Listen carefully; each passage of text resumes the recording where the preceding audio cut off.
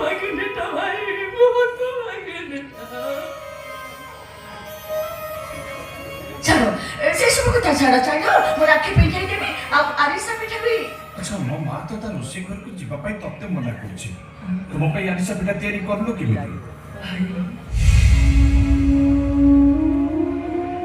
এই ପିଠା ତିଆରି କରିବାକୁ ନା ମତେ ବହୁତ କଷ୍ଟ କରିବାକୁ ପଡ଼ିছিল। ଯୋଉଦିନଠୁ ତମ ସହିତ ମୋର ଦେଖା ହେଲାଣି, ଯୋଉଦିନ ମୋ ପଣତ ଚିରି ମୁଁ ତମ ହାତରେ ରାକ୍ଷୀ ବାନ୍ଧି ଦେଇଥିଲି, ସେଇଦିନଠୁ ମୁଁ ଚିନ୍ତା କରିଥିଲି ରାକ୍ଷୀ ପୂର୍ଣ୍ଣିମା ଦିନ ମୋ ଭାଇକୁ ମୁଁ ଆରିସା ପିଠା ଖୁଆଇବି। ସେଇଥିପାଇଁ ମୁଁ ଯା ଘରେ ଚାକରାଣୀ ଭାବେ କାମ କରୁଛି ନା, ତାଙ୍କରି ରୋଷେଇ ଘରେ ପିଠା ତିଆରି କରିଛି ଭାଇ। ମୁଁ ମିଛ କହୁନି ଲୋ, ମୁଁ ସତ କହୁଛି। ଆସ ଆସ ଭାଇ।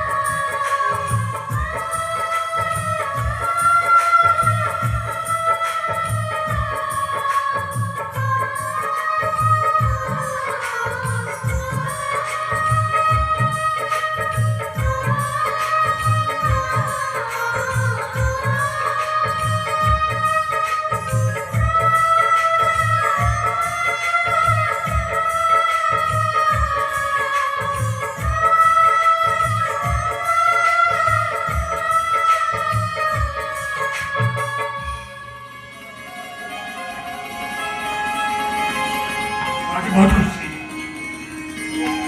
खुशी मत जिद्द रख लो, मैं भौणी गायत्री